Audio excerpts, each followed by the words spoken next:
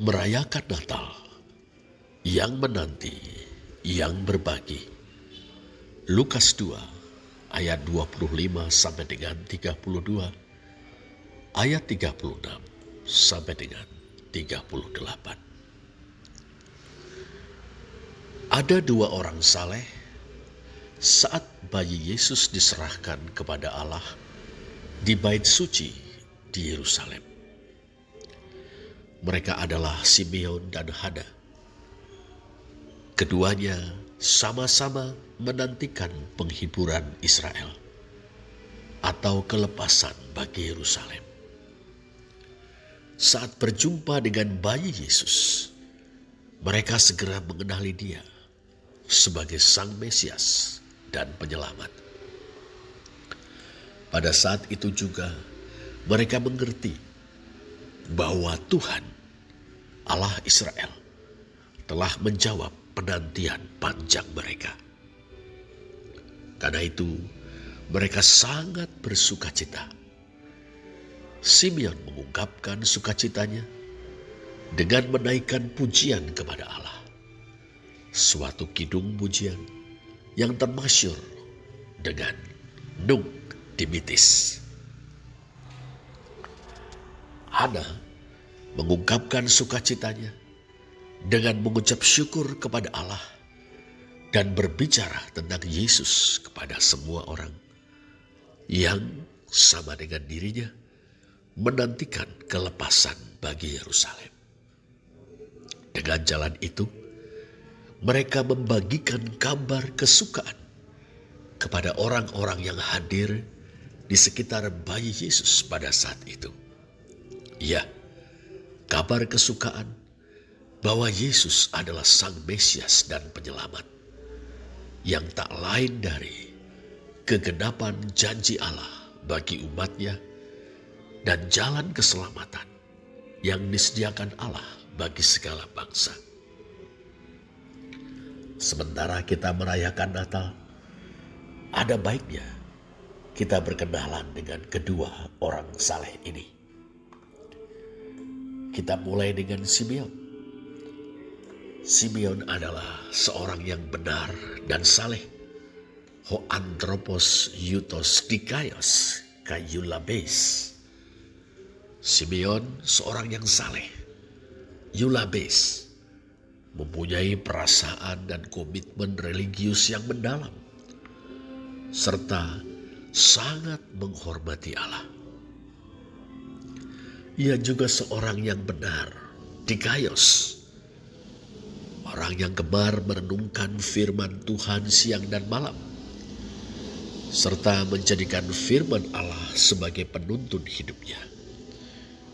Bandingkan dengan Mazmur 1 ayat 1 dan 2. Nama Simeon, Shimon dalam bahasa Ibrani, berakar kata Syama, yang berarti mendengar.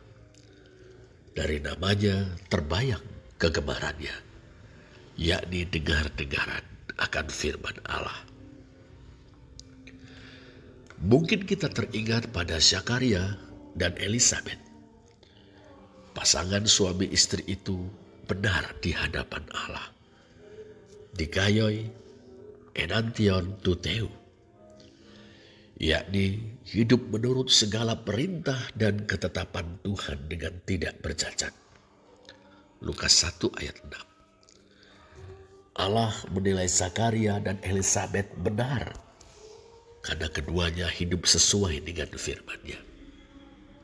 Kelak, putra mereka, yakni Yohanes Pembaptis, akan mengembalikan orang-orang durhaka kepada pikiran orang-orang benar, atau akan mengembalikan orang-orang durhaka kepada cara berpikir orang-orang benar. Epistrepsai, apeteis, enfronese dikaion. Lukas 1 ayat 17. Artinya, melalui pelayanan Yohanes Pembaptis, orang-orang yang telah sekian lama tidak taat kepada Allah atau membangkang kepadanya akan bertobat.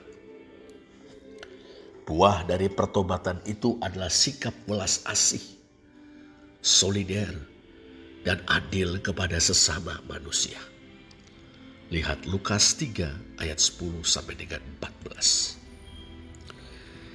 Rupanya, Simeon yang benar dan saleh itu adalah orang yang menantikan penghiburan Israel. Prosdekomenos paraklesin tu Israel. Frase penghiburan Israel, paraklesis tu Israel, sejajar dengan kelepasan bagi Yerusalem atau pembebasan Yerusalem.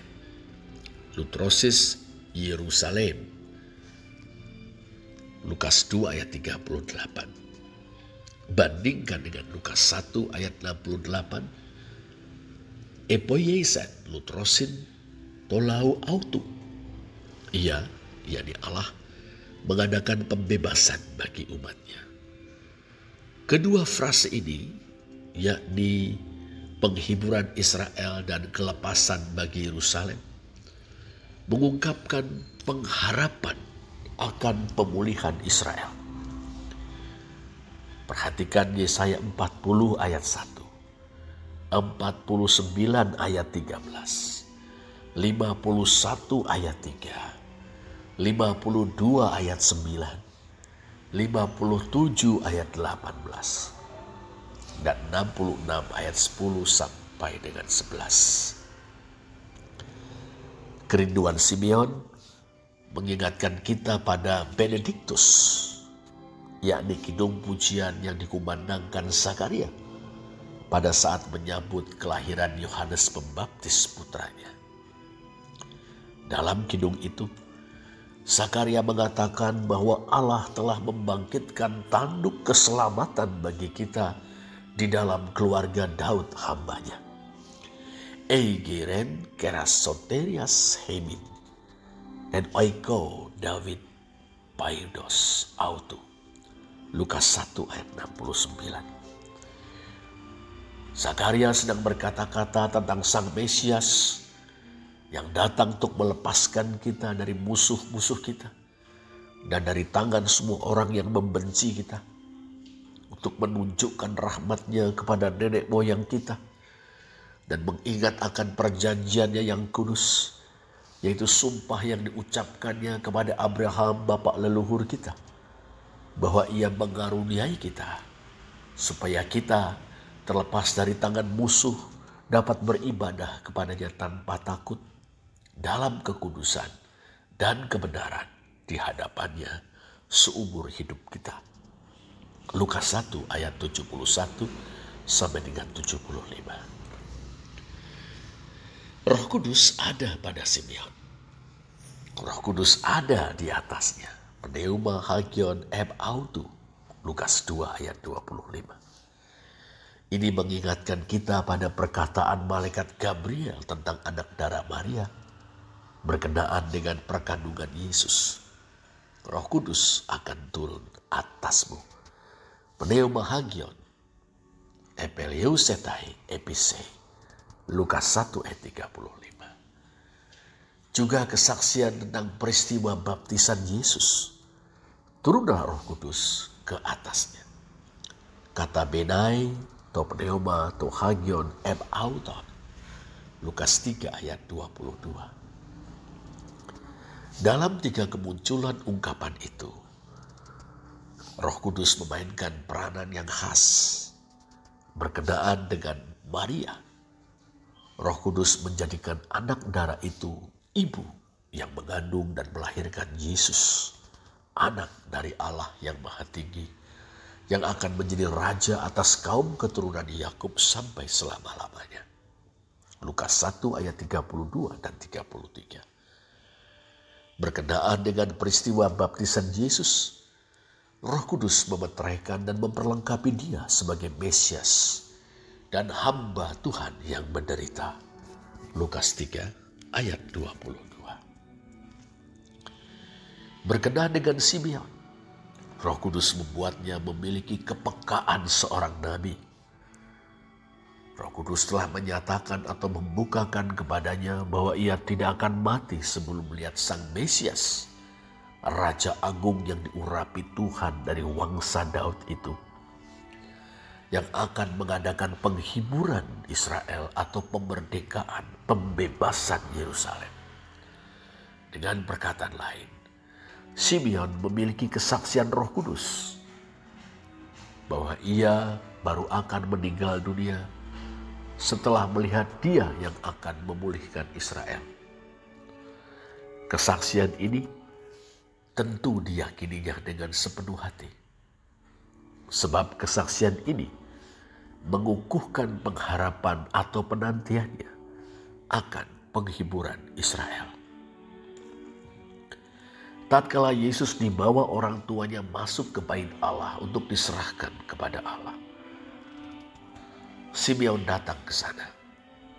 Roh Kudus memimpin Simeon pergi ke bait Allah dengan maksud mempertemukan pria tua itu dengan Yesus. Kepekaannya terhadap pimpinan Roh Kudus membuat Simeon segera mengetahui bahwa anak itu, bayi itu adalah Sang Mesias. Sukacita pun memenuhi hatinya. Karena itu ia menyambut Yesus, bahkan menatangnya sambil memuji Allah. Dalam pujian yang kita namakan Nunc Dimittis, ia bersaksi, "Mataku telah melihat Dia yang membawa keselamatan. Eidon hoi oftalmoimu, to soterion su." Lembaga Alkitab Indonesia menerjemahkannya, "Mataku telah melihat keselamatan yang daripadamu." Istilah yang kita terjemahkan dengan Dia yang membawa keselamatan adalah to soterion su. Kata soterion dari kata soterios adalah kata sifat yang berarti menyelamatkan atau membawa keselamatan. Kehadiran kata sandang to atau ho membuat kata sifat tersebut menjadi kata benda, sehingga kita dapat menerjemahkannya, Dia yang membawa keselamatan atau penyelamat. Dengan demikian, Simeon menyebut Yesus sebagai penyelamat dari Allah. Simeon yakin bahwa Allah telah menyediakan atau mempersiapkan, hitoimazo, menyediakan atau mempersiapkan Yesus Sang Penyelamat di hadapan segala bangsa. Dialah terang atau fos bagi bangsa-bangsa lain. Terang atau fos itu menjadi penyataan atau pewahyuan, apokalipsis. Sedangkan bagi umat Allah, yakni Israel, terang itu menjadi kemuliaan atau doksa. Sang Penyelamat akan mewahyukan siapakah Allah bagi bangsa-bangsa lain, dan menjadi kemuliaan atau kebanggaan Israel sebagai umat Allah. Demikianlah keselamatan yang dibawa oleh Yesus bersifat universal. Dalam sukacita, penuh syukur telah melihat Sang Mesias dan Penyelamat dalam diri Yesus, Simeon menyatakan, "Sekarang Tuhan, biarkanlah hamba-Mu ini pergi dalam damai sejahtera sesuai dengan firman-Mu.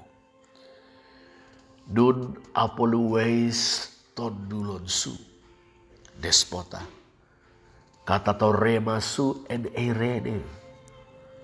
Simeon siap untuk pergi dalam damai sejahtera, sebab kerinduannya akan penghiburan Israel sudah terpenuhi dengan bertemu sendiri dengan Sang Mesias dan Penyelamat. Apakah yang kurang lagi? Tidak ada. Apa yang dibukakan Roh Kudus kepadanya, itulah firman Allah. Firman itu berisi janji bahwa Simeon akan berjumpa dengan Sang Mesias dan Penyelamat sebelum ia menutup mata dan menghembuskan nafas yang terakhir. Sekarang, apa yang dijanjikan Allah sudah terpenuhi.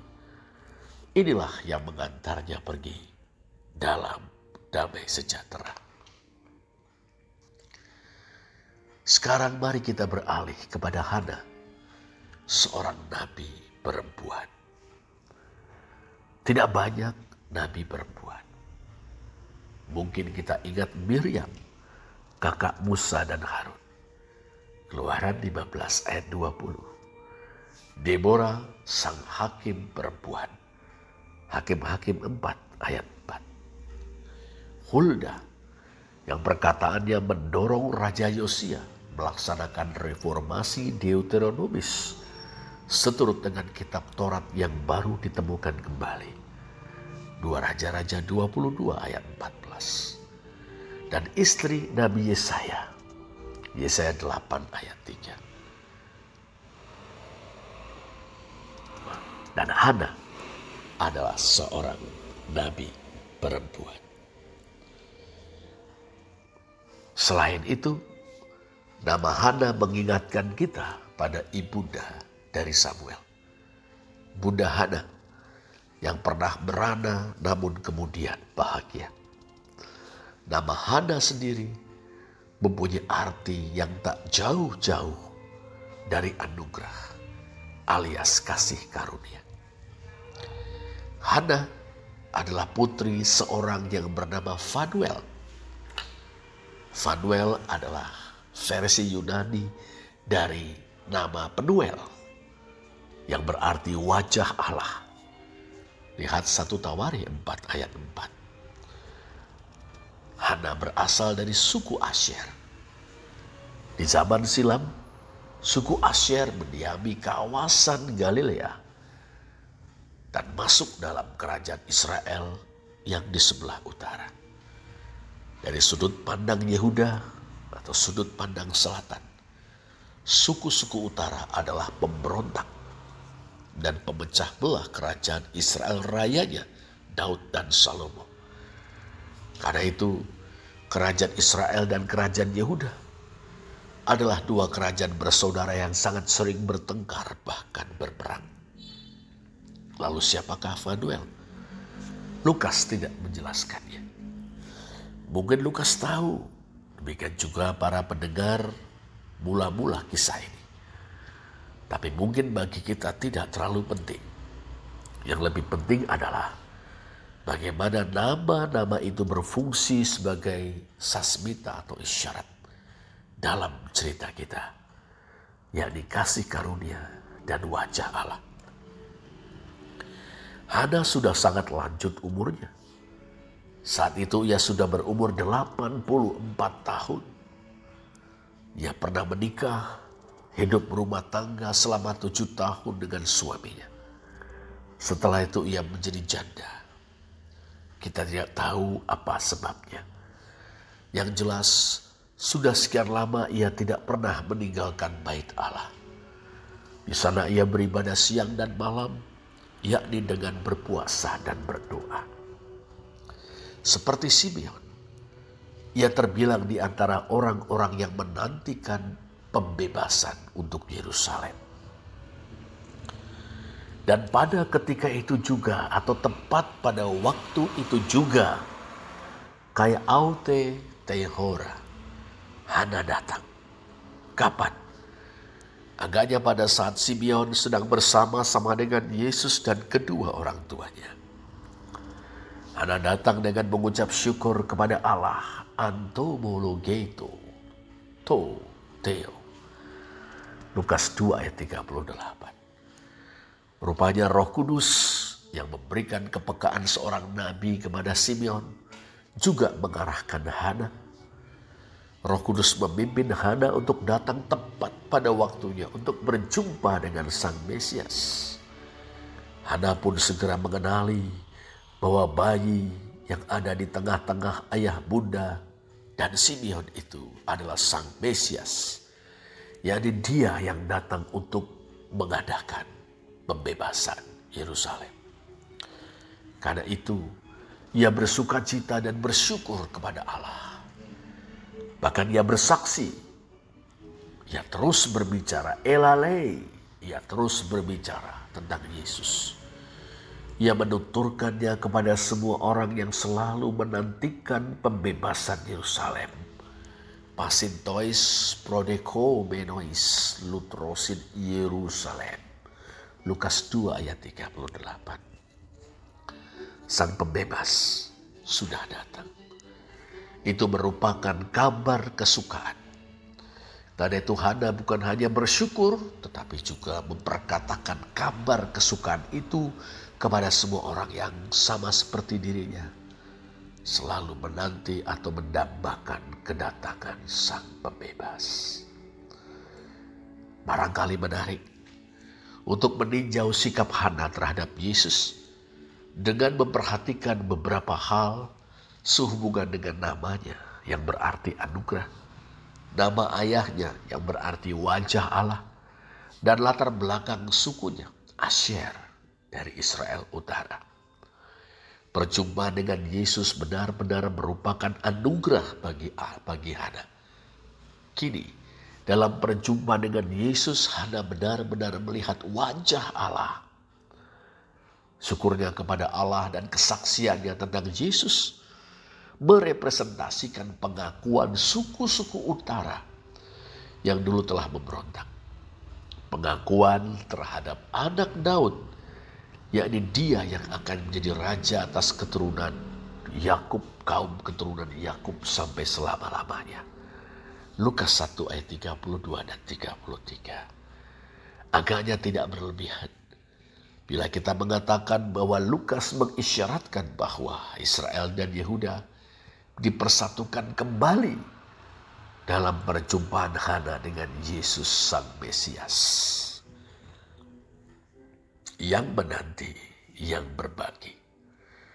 Menanti karena beriman, menanti dalam pengharapan. Dasarnya adalah firman Allah yang mengungkapkan karakter Allah yang sepenuhnya dapat dipercaya dalam kasih hikmat dan kuasanya, serta kasih setia dan kedaulatannya. Berbagi karena bersyukur yang dinanti telah digenapi. Berbagi dengan penuh sukacita karena rancangan Allah telah menjadi nyata dan semakin nyata. Berbagi dalam puji-pujian kepada Allah, ucapan syukur kepada Allah, dan kesaksian tentang Yesus Kristus Sang Mesias dan Penyelamat Israel dan segala bangsa. Bersaksi dengan cara yang senyata-nyatanya dalam perkataan dan perbuatan, dalam bahasa proklamasi dan bahasa aksi, dalam pemberitaan tentang Tuhan Yesus Kristus, dan dalam pelayanan kasih, keadilan, dan perdamaian.